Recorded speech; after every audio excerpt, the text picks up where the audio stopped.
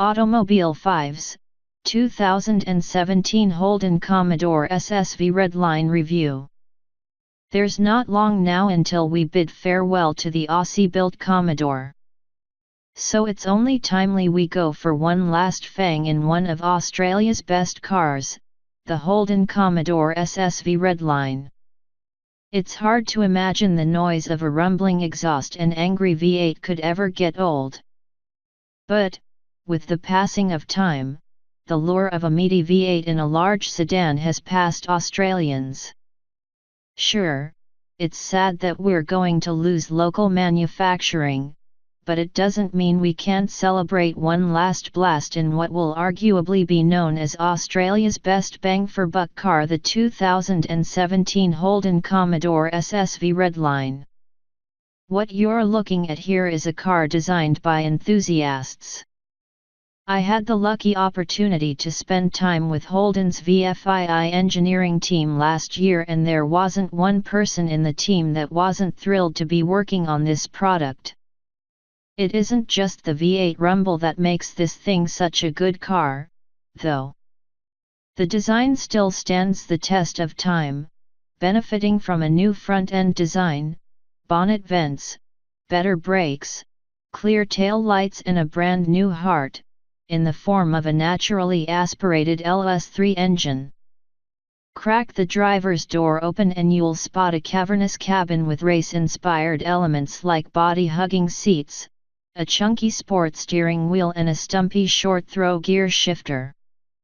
The driving position is excellent thanks to a low seating position and great visibility out the front, sides, and rear. The only letdown is the tiny wing mirrors that don't have any curvature, which means their small surface area makes it difficult to see traffic outside of the small frame. Cleverly, Holden made blind spot monitoring standard across the Commodore range, which means any cars that enter your blind spot are easily identified. A head-up display not only includes speed and navigation information. A press of a button brings up a tachometer to help with optimum gear shift times. This is handy when you're on a racetrack and can't take your eyes off the road. In terms of infotainment, the VFII Commodore still uses Holden's MyLink infotainment system, which consists of an 8.0-inch color touchscreen and basic functionalities such as satellite navigation and climate controls. It misses out on things like Apple CarPlay, Android Auto, and DAB and digital radio. A 9-speaker sound system pumps out a great sound, with streaming via USB, auxiliary input, Bluetooth, Pandora, or Stitcher. The system is also capable of pushing through Siri commands with a long press of the voice command button, along with the equivalent Android function. Starting from $54,990 plus on-road costs for the 6-speed manual SS-V Redline tested here, there isn't a European product that comes close to matching it in terms of bang for buck.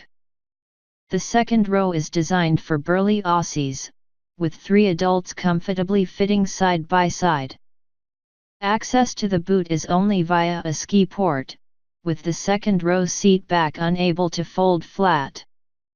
ISOFIX points also make it an easy access and restraint area for small kids.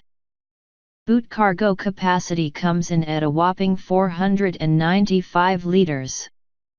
Unlike the entry-level SS Commodore, the SS-V Redline sits on wider tires at the rear and features bigger and more powerful brakes capable of better heat dissipation and resistance.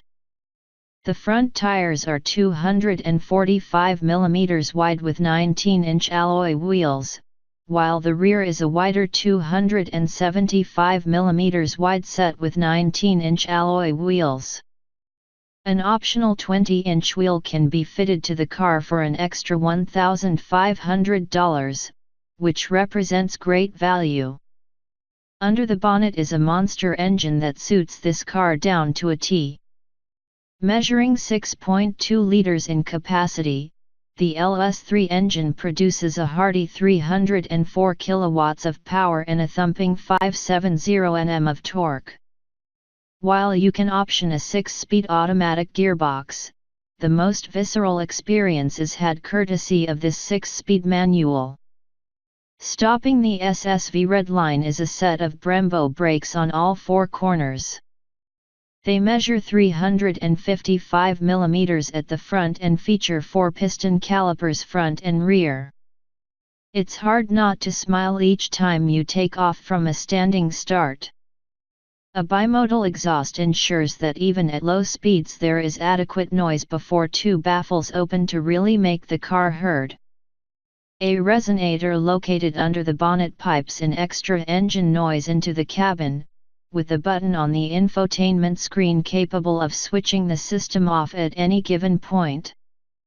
An additional resonator called the Bailey tip, named after the engineer that designed it, but sadly who passed away during the vehicle development program, sits within the exhaust housing to pump extra noise into the cabin under hard acceleration.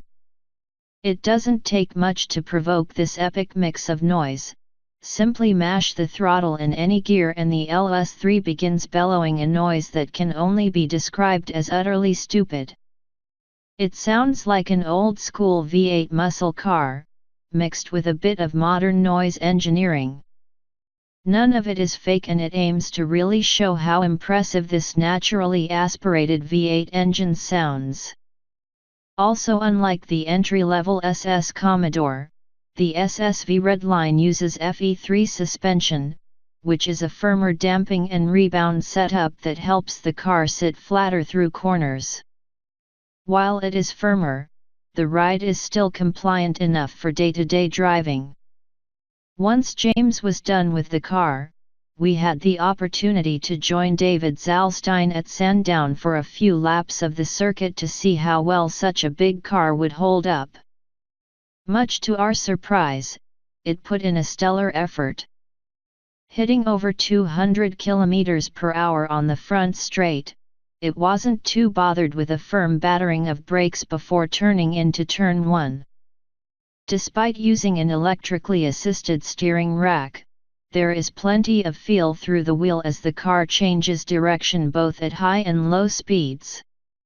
Even more impressive is the stability control calibration, which also has a performance mode that frees up the rear end. It allows the back end to get seriously sideways before it steps in to save the day. It makes a track day even more enjoyable thanks to the hero status it affords regular drivers. Switch it all the way off and the SS-V Redline performs some pretty epic billowing smoke drifts. It's so predictable that a light tap of the throttle starts things off, while a belting of the throttle thereafter produces an impressive smoke show.